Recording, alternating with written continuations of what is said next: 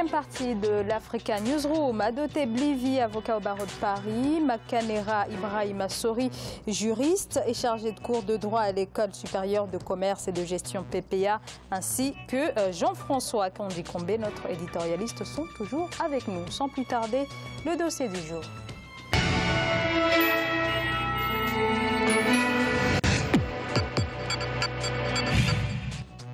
Le 29e sommet de l'Union africaine a débuté ce lundi à Addis Abeba. Réformer l'Union africaine pour la rendre plus efficace, c'est la lourde tâche qui a été confiée en juillet 2016 au président rwandais Paul Kagame. Et la grande question demeure celle du financement, objectif pour les États africains, s'affranchir des bailleurs internationaux. C'est donc notre dossier du jour et il est signé Emmanuel Milimono. Depuis sa création en 2002, l'Union africaine est sévèrement critiquée. Héritière de l'Organisation de l'Unité africaine OUA, créée après la grande vague de décolonisation des débuts des années 1960, on lui reproche ses lourdeurs bureaucratiques, sa dépendance financière aux bailleurs internationaux, les problèmes de mise en œuvre des décisions, mais aussi sa faible capacité à se remettre en question. L'heure est au diagnostic. L'Union africaine doit faire peau neuve.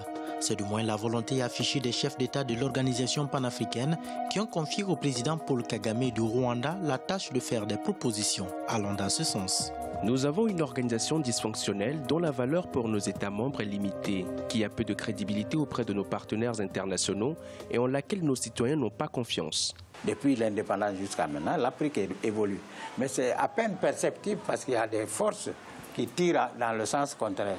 Et c'est des jeux d'intérêt. Donc, tant que l'Afrique n'a pas conscience de ça, que le primum, c'est de donner une consistance concrète aux décisions qu'ils prennent, les chefs d'État viennent, c'est une fête, etc.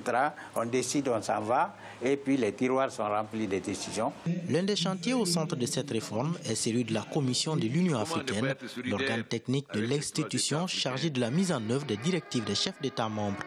Les experts la trouvent contre-productive dans sa configuration actuelle. Il faudrait que les chefs d'État, les États membres de l'Union africaine essayent de peser moins sur la gestion interne de la Commission.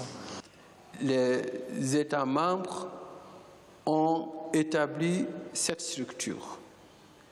Ils l'ont dotée de personnel, de cadres, dont le président de la Commission.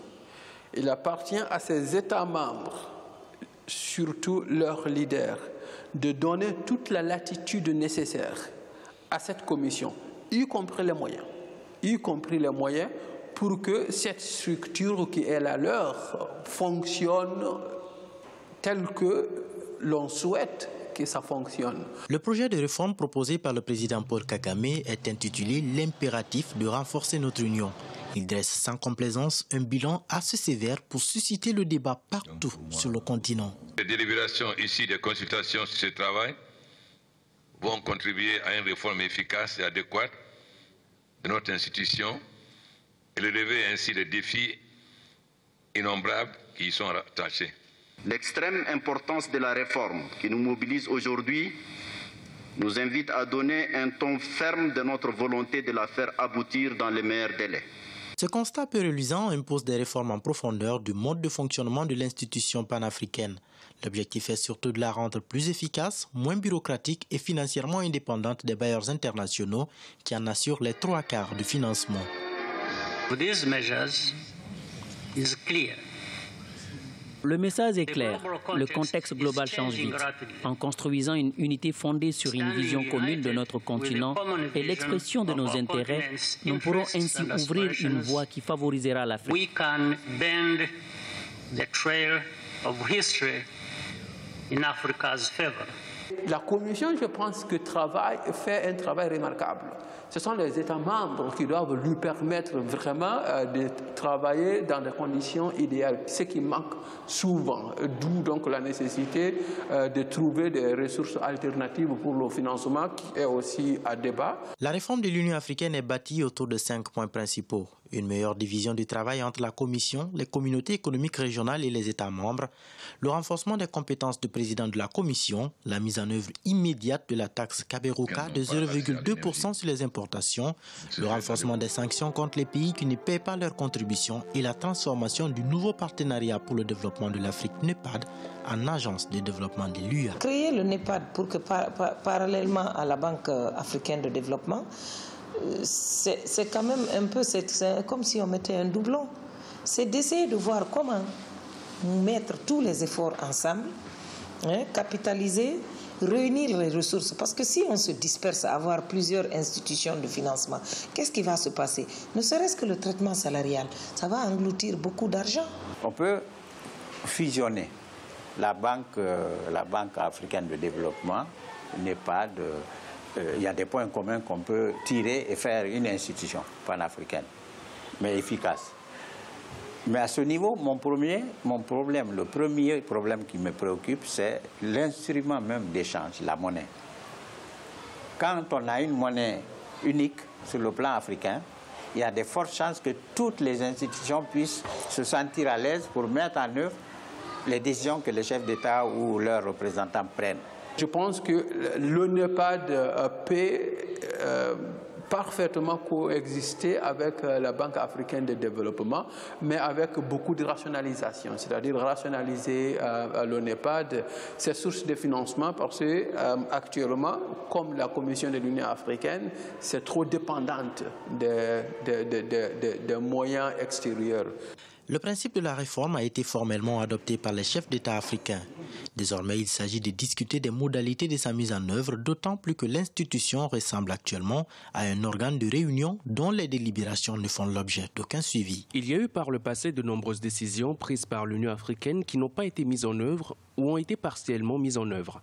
Toute réforme est difficile, mais l'absence de réforme ne fait que mener à des difficultés futures. Il faudra que les chefs d'État qui ont en toute conscience établi cette structure fassent tout pour lui permettre de jouer son rôle. Parce que là, ça ne sert à rien d'établir quelque chose, de s'y investir dans le temps, avec aussi des moyens, pas suffisamment, mais tout de même des moyens, et ne pas lui permettre de travailler et de fonctionner tel que l'on veut que ça fonctionne. La réforme la plus discutée a été celle du financement de l'Union africaine pour la rendre plus indépendante des donateurs étrangers.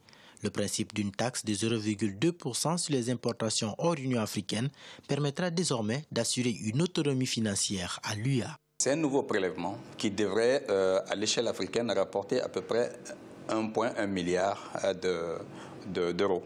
Ça nous permet non seulement de pouvoir financer nos projets, nos activités au sein de l'Union africaine, mais aussi de disposer d'une certaine marge financière pour faire face à des cas d'urgence. Tel qu'actuellement ça fonctionne, ça devient une caisse à résonance des puissances occidentales. Ça, par exemple, c'est un aspect qu'il faut changer. Ensuite, si vous avez vu, l'Afrique a connu beaucoup de conflits, de guerres pendant ces dernières années. Et l'institution a été incapable de déployer une force de maintien de paix. À chaque fois, c'est au niveau de l'ONU que ça se passe.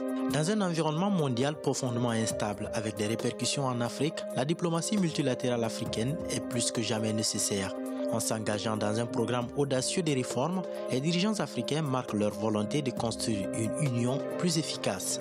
Le prix serait entre autres de prendre des décisions difficiles en matière de souveraineté et concernant les tensions entre l'aspiration des populations à un mode de gouvernance plus transparent et les tendances autoritaires d'un grand nombre de gouvernements.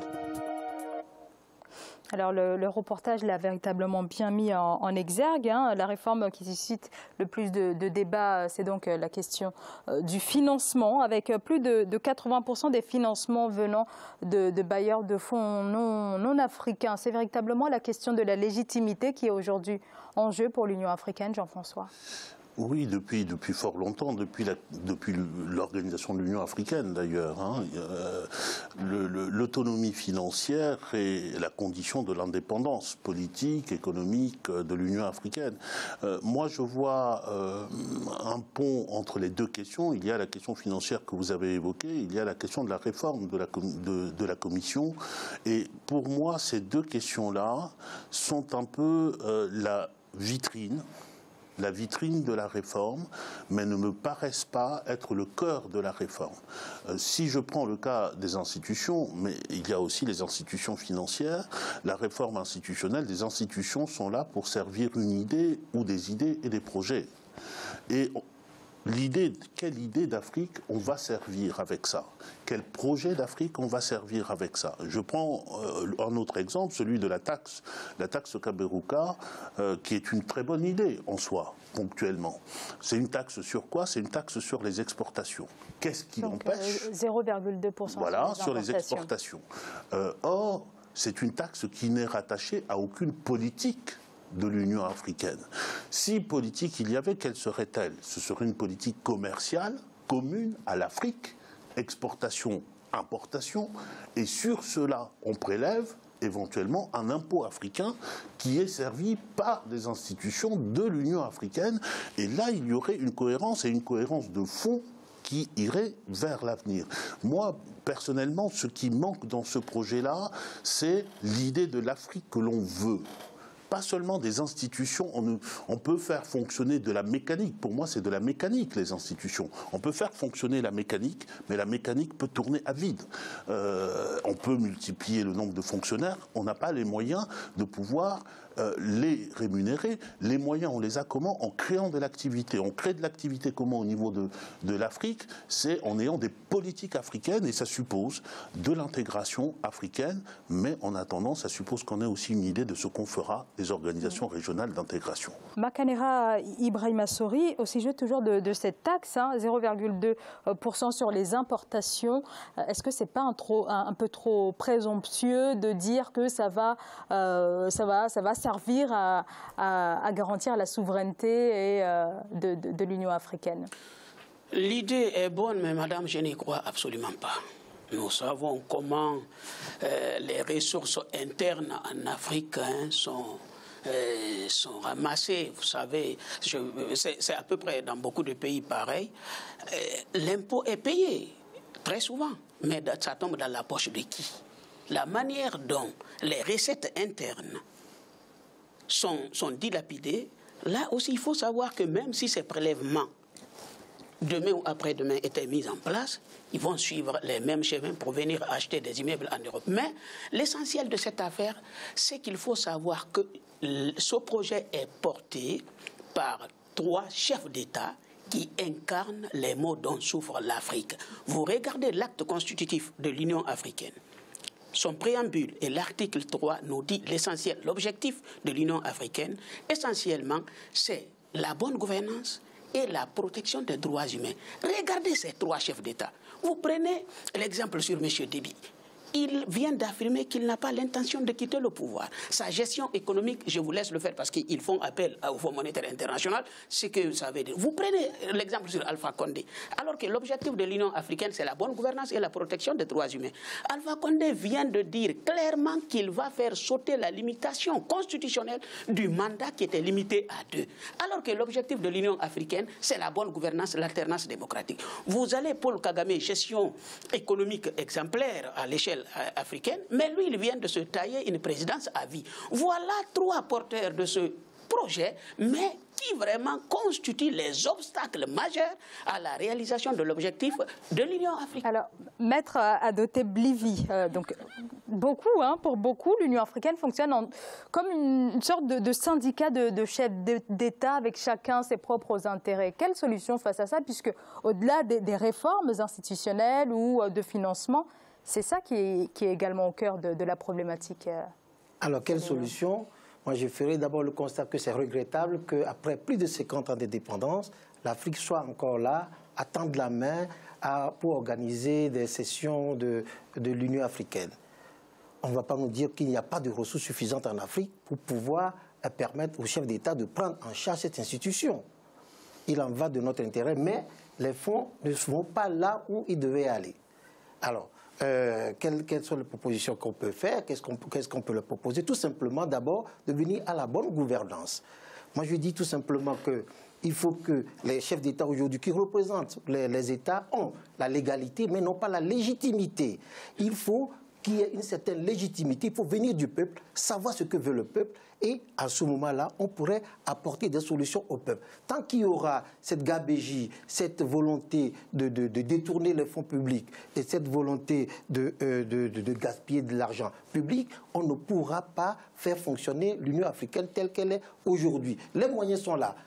Personne n'en doute. Les moyens sont là en Afrique. On n'a pas besoin d'aller chercher les moyens à l'extérieur. Dès lors que vous sortez et vous allez chercher les financements à l'extérieur, vous dépendez de la bonne volonté de ces financeurs. Oui, vous avez raison. Et justement, oui, 800 millions, c'est les dépenses estimées pour l'année 2018. On se dit que c'est très peu. Comment l'Afrique ne peut pas rassembler cet argent-là, Jean-François ?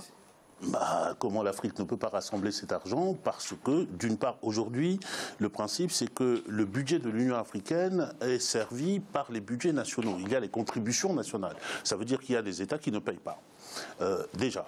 Et puis, il n'y a pas de ressources propres. Il n'y a pas de ressources propres à l'Union africaine. Et les ressources propres, comme je le disais tout à l'heure, sont des ressources qui sont générées normalement sur de la production de valeur africaine, à l'échelle africaine. Mais vous posiez tout à l'heure une question sur les institutions, si vous permettez brièvement. La question de la Commission africaine. Je disais tout à l'heure que les institutions servent une idée et des projets. Aujourd'hui, le projet, c'est de renforcer les compétences de la Commission de l'Union africaine, d'en faire un organe indépendant. On peut en rêver. Je pense que le modèle qui est pris, c'est celui de la Commission de l'Union européenne, qui représente un intérêt de l'Union au niveau de l'Union européenne, pas seulement un intérêt politique, mais un intérêt économique. Au niveau de l'Union européenne. Cet intérêt économique, il y a quoi derrière? Il y a des politiques intégrées, une politique agricole commune, une politique commerciale commune, une politique des transports commune, il y a une fiscalité commune. Ça veut dire qu'il n'y a pas d'autonomie s'il n'y a pas la possibilité d'avoir un intérêt propre à l'Union africaine. Il n'y a pas d'intérêt propre à l'Union africaine s'il n'y a pas de politique de l'Union africaine, mais ça signifie, et j'aurais fini, que les chefs d'État qui sont là acceptent de transférer une part de leur souveraineté nationale à l'Union africaine. Et c'est là qu'on les attend. Donc c'est donc le cœur du problème. Oui. Un rappel des titres que nous avons développés, et ensuite on va continuer. Le Mali, la Mauritanie, le Burkina Faso, le Niger et le Tchad mettent en place une force militaire commune qui reste cependant à financer. Cette force qui sera déployée dans un premier temps aux confins du Mali, du Burkina Faso et du Niger. Elle s'ajoutera à l'opération française Barkhane qui traque les djihadistes dans le Sahel. Autre actualité développée en République démocratique du Congo, le gouvernement vient d'initier une opération de redistribution des terres non mises en valeur. Dans ce pays, l'accès à la terre, vous le savez, est souvent difficile pour des millions d'agriculteurs. Le gouvernement donne 3 mois aux propriétaires de ces terres non exploitées pour se conformer à la nouvelle mesure. Une courte pause et on se retrouve dans quelques instants pour la suite de l'Africa News.